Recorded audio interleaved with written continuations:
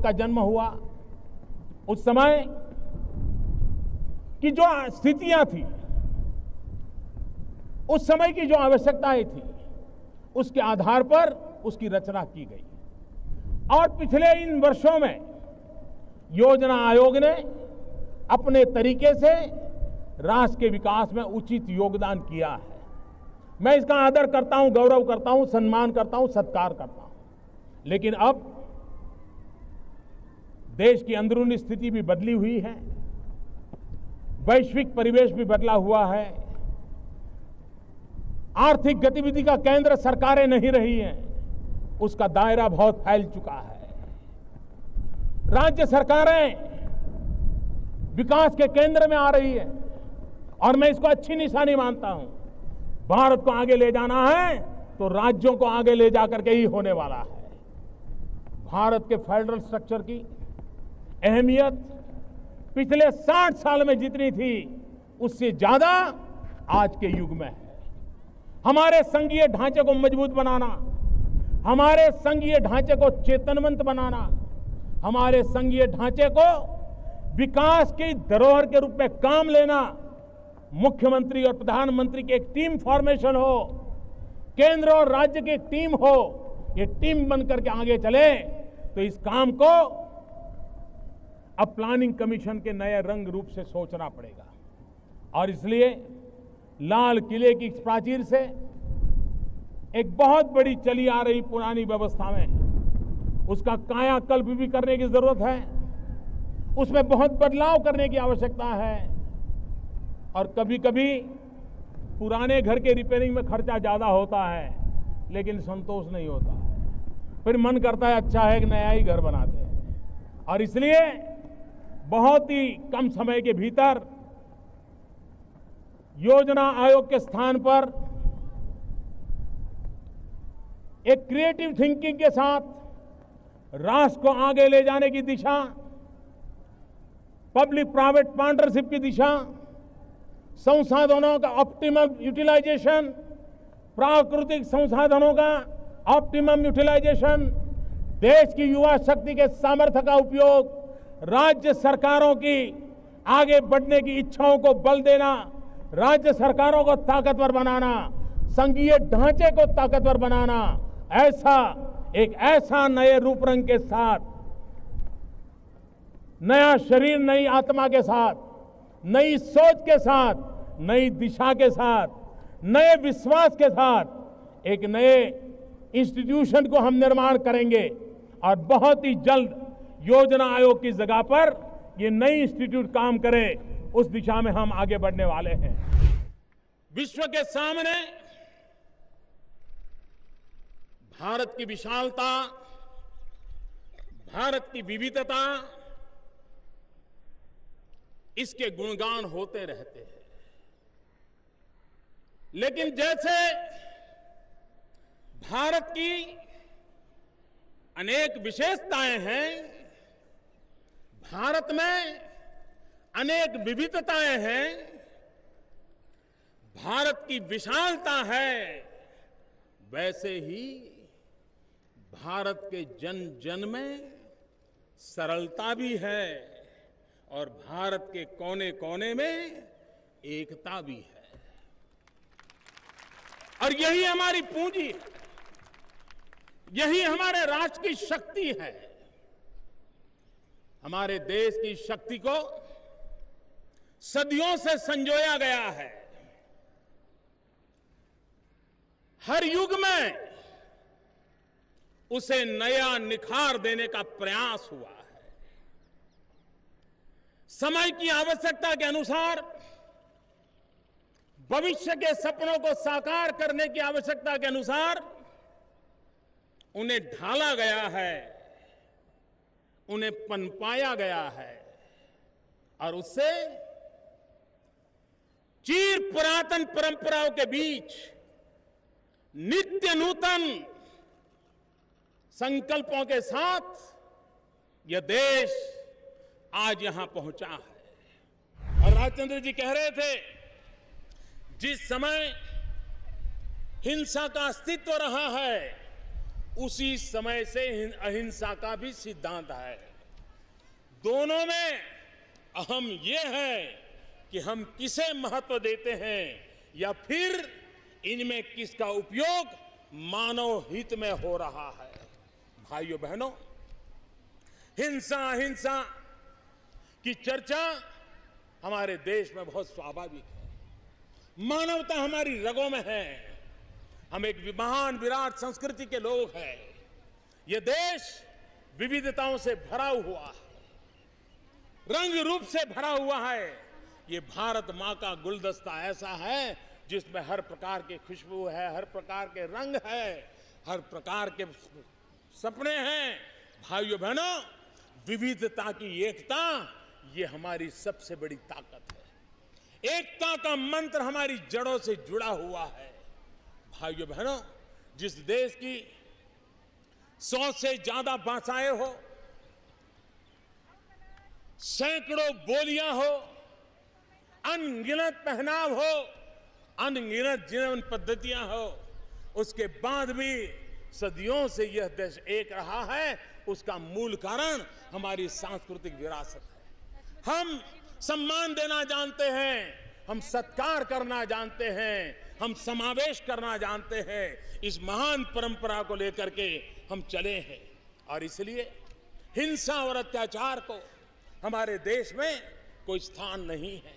अगर भारत के लोकतंत्र को मजबूत बनाना है, भारत को सपनों को पूरा करना है, तो हमारे लिए हिंसा का मार्ग कभी काम नहीं होगा। आज कहीं जंगलों में माओवाद के नाम पर, सीमा पर उग्रवाद के नाम पर, पहाड़ों में आतंकवाद के नाम पर कंधे पर बंदूक लेकर के निर्दोषों को मारने का खेल चला जा रहा है। 40 हो गया। ये धरती माता रक्त से रंजित होती गई है, लेकिन इस आतंकवाद को रास्ते पर जाने वालों ने कुछ नहीं पाया। मैं उन नौजवानों को कहना चाहता हूं, यह देश हिंसा को कभी सहन नहीं करेगा। यह देश आतंकवाद को कभी नहीं सहन करेगा। यह देश आतंकवाद के सामने कभी झुकेगा नहीं, माओवाद के सामने कभी झुका। लेकिन मैं उन नौजवानों को कहता हूं, अभी भी समय है, लौट आइए, अपने मां बाप के सपनों की ओर देखिए, अपने मां बाप की आशा आकांक्षाओं की ओर देखिए, मुख्य धारा में आइए, एक सुख चैन की जिंदगी जिए। हिंसा का रास्ता कभी किसी का भला नहीं करता है। भाइयों बहनों, हम जब विदेश नीति की बातें करते हैं, मैं उसका लंबा चौड़ा जिक्र करना नहीं चाहता हूं, लेकिन जिस दिन हमने शपथ लिया था, 4 देशों के नेताओं को बुलाया था, हमारा संदेश साफ था कि हम सभी देश, अड़ोस पड़ोस के हम सभी देश, हम सबकी एक सामान्य कॉमन अगर प्रॉब्लम है, जब कोई भी काम अटक जाता है, रुक जाता है, तो सबसे ज्यादा नुकसान मेरे गरीब परिवारों को होता है, मेरे गरीब भाइयों बहनों को होता है। हम 9 महीने के भीतर भीतर मंगलयान पहुंच सकते हैं, यह हमारा सामर्थ्य है। 9 महीने के भीतर भीतर यहां से मंगलयान पहुंच सकते हैं। लेकिन मैंने एक बार सरकार के कामकाज का लेखा जोखा हर महीने लेता रहता हूं। एक बार ऐसी बात मेरे ध्यान में आई, 42 साल पुराना एक प्रोजेक्ट, 70-72 किलोमीटर का प्रोजेक्ट रेल का, 42 साल से अटका पड़ा था, लटका पड़ा था। भाइयों बहनों, 9 महीने में मंगलयान पहुंचने का सामर्थ्य रखने वाला मेरा देश 42 साल तक 70-72 किलोमीटर एक रेल की पटरी न बिछा दे, तब गरीब के मन में सवाल उठता है कि मेरा देश का क्या होगा। और ऐसी चीजों पर हमने ध्यान दिया है। इन चीजों में बदलाव लाने के लिए हमने नई टेक्नोलॉजी, जियो टेक्नोलॉजी का विषय हो, स्पेस टेक्नोलॉजी का विषय हो, इन सारी चीजों को जोड़ करके हमने उसमें परिवर्तन लाने का प्रयास किया है। आपने देखा होगा, एक समय था यूरिया के लिए राज्य और केंद्र के बीच में तनाव चलता था, केरोसिन के लिए राज्य और केंद्र के लिए तनाव चलता था। एक ऐसा माहौल था जैसे केंद्र बड़ा भाई है, राज्य छोटा भाई है। हमने पहले दिन से इस दिशा में काम किया, क्योंकि लंबे अरसे तक मुख्यमंत्री रहा हूं, इसलिए मुझे पता है कि देश के विकास में राज्यों की कितनी अहमियत है।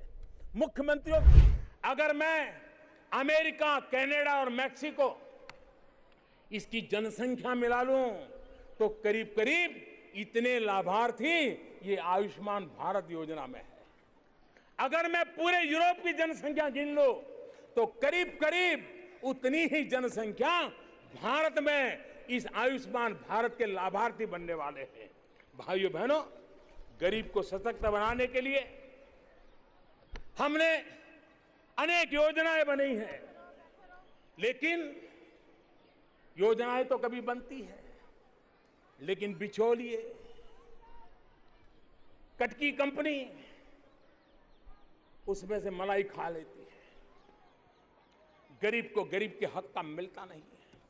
खजाने से पैसा जाता है, कागज पे योजनाएं दिखती है,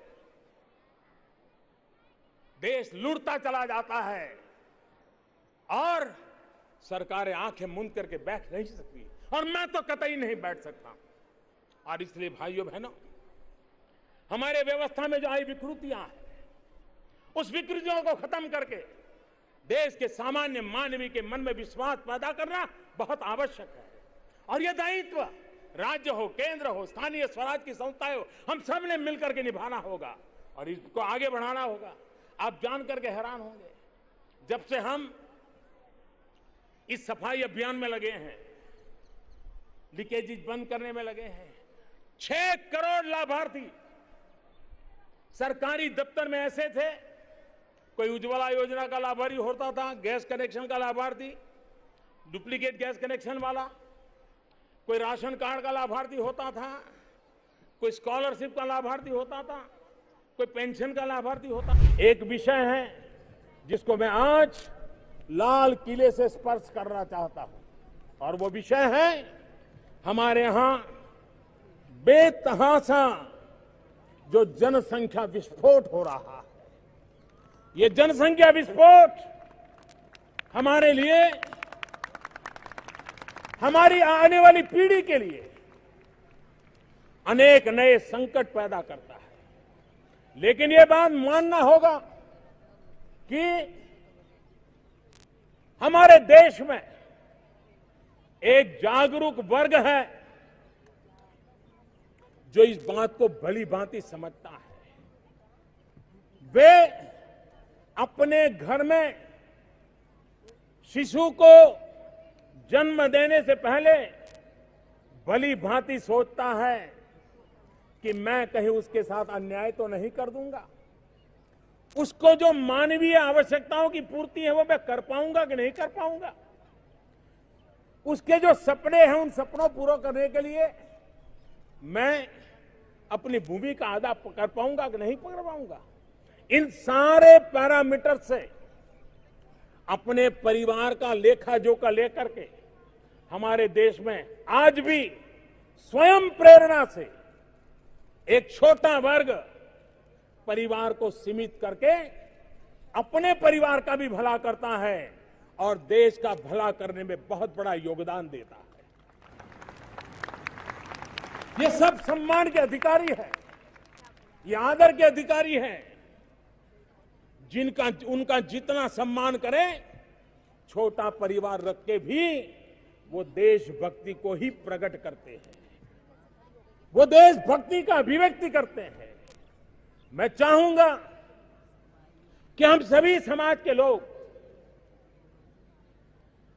इनके जीवन को बारीकी से देखें तो उन्होंने अपने परिवार में जनसंख्या वृद्धि से अपने आप को बचा करके परिवार की कितनी सेवा की है। देखते ही देखते एक दो पीढ़ी में ही परिवार कैसे आगे बढ़ चल गया है, बच्चों ने कैसे शिक्षा पाई है, वो परिवार बीमारी से कैसे मुक्त है, वो परिवार अपने प्राथमिक आवश्यकताओं को कैसी बढ़िया ढंग से पूरा करता है।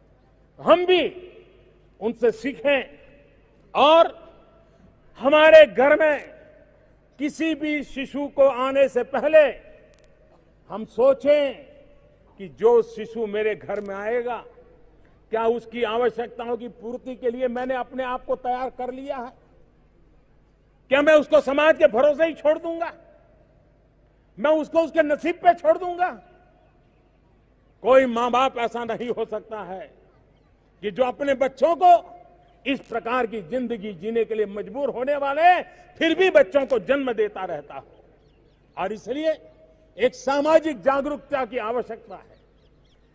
जिन लोगों ने ये बहुत बड़ी भूमिका अदा की है, उनके सम्मान की आवश्यकता है और उन्हीं के प्रयासों के उदाहरण लेकर के समाज के बाकी वर्ग जो अभी भी इससे बाहर है, उनको जोड़ करके जनसंख्या विस्फोट, इसकी हमें चिंता करनी ही होगी। सरकारों ने भी भिन्न भिन्न योजनाओं के तहत आगे आना होगा, चाहे राज्य सरकार हो, केंद्र सरकार हो। हर किसी ने इस दायित्व को कंधे से कंधा मिला करके, हम अस्वस्थ समाज नहीं सोच सकते, हम अशिक्षित समाज नहीं सोच सकते हैं। 21वीं सदी का भारत चाहे सपनों को पूरा करने का सामर्थ्य व्यक्ति से शुरू होता है, परिवार से शुरू होता है। अगर आबादी शिक्षित नहीं है, तंदुरुस्त नहीं है, तो न वो घर भी सुखी होता है, न वो देश भी सुखी होता है। जन आबादी शिक्षित हो, सामर्थ्यवान हो, स्किल्ड हो और अपनी इच्छा आवश्यकताओं की पूर्ति करने के लिए उपयुक्त माहौल प्राप्त करने के लिए संसाधन उपलब्ध हो, तो मैं समझता हूं कि देश इन बातों को पूर्ण कर सकता है। योग्य बनाना बहुत आवश्यक है। हमें अपने आप को तैयार करना बहुत आवश्यक है। भारत के चिंतन में भारत जैसे विशाल देश, भारत युवा शक्ति से भरा हुआ देश, आत्मनिर्भर भारत की पहली शर्त होती है आत्मविश्वास से भरा हुआ भारत। उसकी यही नींव होती है और यही विकास को नई गति, नई ऊर्जा देने का सामर्थ्य रहती है। भारत विश्व एक परिवार के संस्कारों से पला बड़ा हुआ है। अगर वेद कहते थे वसुधैव कुटुंबकम, तो विनोबा जी कहते थे जय जगत। और इसलिए हमारे लिए विश्व एक परिवार है। और इसलिए आर्थिक विकास भी हो, लेकिन साथ साथ मानव और मानवता का भी केंद्र स्थान होना चाहिए, इसका महत्व होना चाहिए। उसी को लेकर के हम चलते हैं।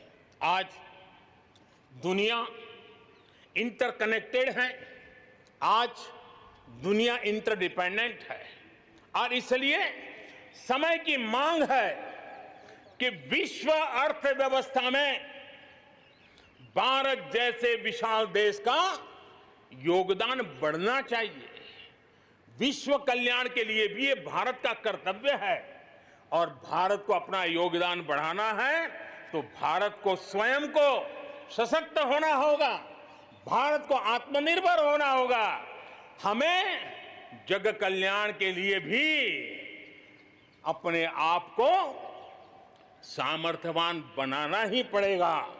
और जब हमारी जड़ें मजबूत होगी, हमारा अपना सामर्थ्य होगा, तो हम दुनिया का भी कल्याण करने की दिशा में कदम उठा सकते हैं।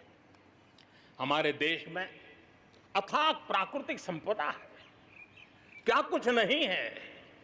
आज समय की मांग है कि हमारे इन प्राकृतिक संसाधनों में, मेरे प्यारे देशवासियों, आज देश के अलग अलग सेक्टर्स और देश के छोटे शहरों में भी, टियर 2, टियर 3 सिटीज में भी नए नए स्टार्टअप बन रहे हैं।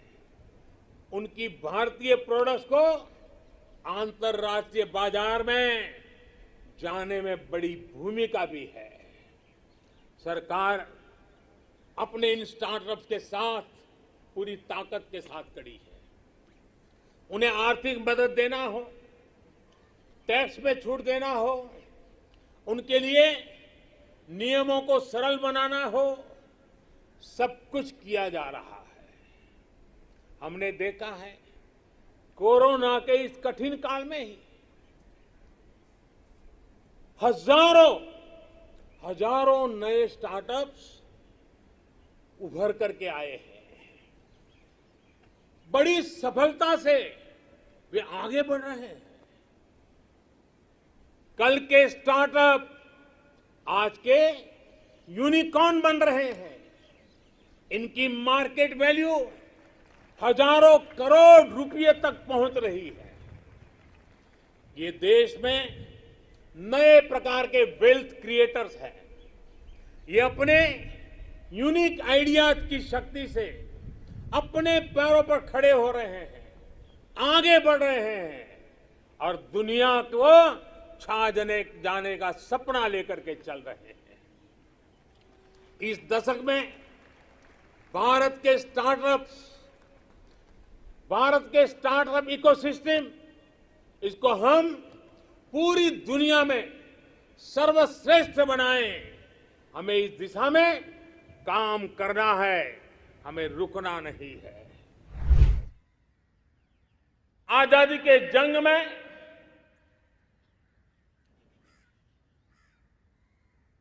गुलामी का पूरा कालखंड संघर्ष में बीता है। हिंदुस्तान का कोई कोना ऐसा नहीं था, कोई काल ऐसा नहीं था जब देशवासियों ने सैकड़ों सालों तक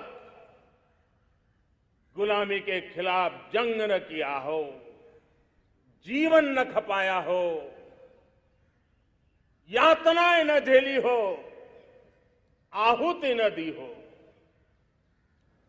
आज हम सब देशवासियों के लिए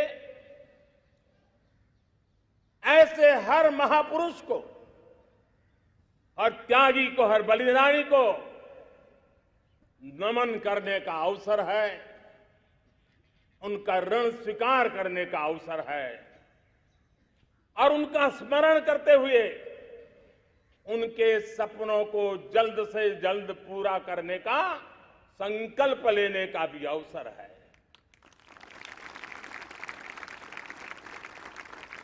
हम सभी देशवासी कृतज्ञ हैं पूज्य बापू के, नेताजी सुभाष चंद्र बोस के,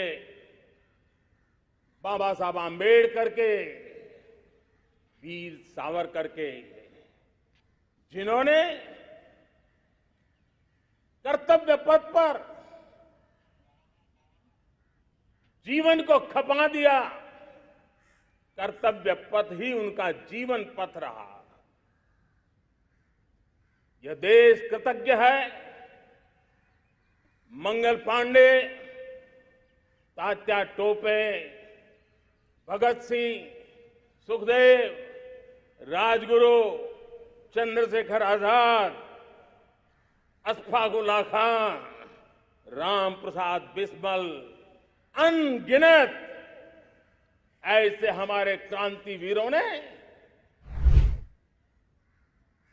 अंग्रेजों की हुकूमत की नींव हिला दी। दिनों में आने वाली विश्वकर्मा जयंती पर एक कार्यक्रम हम लागू करेंगे। इस विश्वकर्मा जयंती पर हम करीब 13-15 हजार करोड़ रुपया से जो परंपरागत कौशल्य से रहने वाले लोग, जो औजार से और अपने हाथ से काम करने वाला वर्ग है, ज्यादातर ओबीसी समुदाय से, हमारे सुथार हो, हमारे सोनार हो, हमारे राजमिस्त्री हो, हमारे कपड़े धोने वाले काम करने वाले लोग हो, हमारे बाल काटने वाले भाई बहन परिवार हो, ऐसे लोगों को एक नई ताकत देने के लिए हम आने वाले महीने में विश्वकर्मा जयंती पर विश्वकर्मा योजना लॉन्च करेंगे और करीब 13-15 हजार करोड़ से उसका प्रारंभ करेंगे।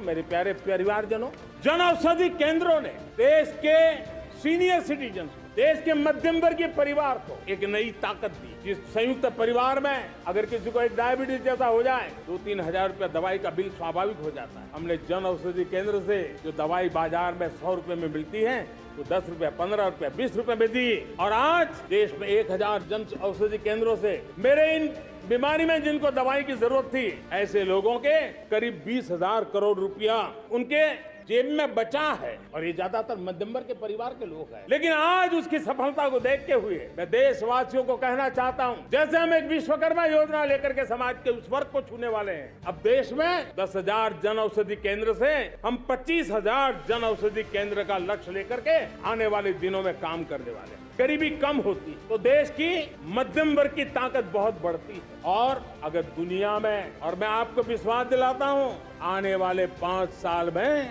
मोदी का गारंटी है, देश पहले 3 वैश्विक इकोनॉमी में अपना जगह ले लेगा। ये पक्का जगह ले लेगा। आज जो 13.5 करोड़ गरीबी से बाहर आए हुए लोग हैं, वो एक प्रकार से मध्यम वर्ग की ताकत बन जाते हैं। जब गरीब की खरीद शक्ति बढ़ती है तो मध्यम वर्ग की व्यापार शक्ति बढ़ती है। जब गांव की खरीद शक्ति बढ़ती है तब कस्बे और शहर की आर्थिक व्यवस्था और तेज गति से दौड़ती है। और यही इंटरकनेक्टेड हमारा अर्थ चक्र होता है। हम उसको बल लेकर के आगे चलना चाहते हैं। मेरे प्यारे परिवारजनों, शहर के अंदर जो कमजोर लोग रहते हैं, बिना घर को मुसीबत रहती है, मध्यम वर्ग के परिवार अपना खुद का घर का सपना देख रहे हैं, हम उसके लिए भी आने वाले कुछ सालों के लिए एक योजना लेकर के आ रहे हैं। और जिसमें ऐसे मेरे परिवारजन जो शहरों में रहते हैं लेकिन किराए के मकान पे रहते हैं, झुग्गी झोपड़ी में रहते हैं, चाल में रहते हैं, अनऑथराइज्ड कॉलोनीज में रहते हैं, ऐसे मेरे परिवारजन अगर अपना मकान बनाना चाहते हैं तो बैंक से जो लोन मिलेगा उसके ब्याज के अंदर राहत दे करके लाखों रुपयों की मदद करने का हमने निर्णय किया है। मेरे प्यारे परिवारजनों, विश्व कोरोना के बाद अभी तक उभर नहीं पाया है। युद्ध ने फिर एक नई मुसीबत पैदा की। आज दुनिया महंगाई के संकट से जूझ रही है। पूरी दुनिया की अर्थव्यवस्था को महंगाई ने दबोच के रखा है। हम भी दुनिया से जिन सामान की जरूरत होती है लाते हैं, तो हमें सामान तो इंपोर्ट करते हैं। हमारा दुर्भाग्य है कि हमें महंगाई भी इंपोर्ट करनी पड़ती, क्योंकि पूरी दुनिया को महंगाई ने जकड़ के रखा है। लेकिन मेरे प्यारे परिवारजनों, भारत ने महंगाई को नियंत्रित रखने के लिए भरसक प्रयास किए। पिछले कालखंड की तुलना में हमें कुछ सफलता भी मिली है, लेकिन इतने से संतोष नहीं मान सकते। दुनिया से हमारी चीजें अच्छी है, इतने बात से हम सोच नहीं सकते। मुझे तो मेरे देशवासियों को महंगाई की बोझ कम से कम हो, इस दिशा में और भी कदम उठाने हैं और हम उस कदम को उठा के रहेंगे। मेरा प्रयास निरंतर जारी रहेगा।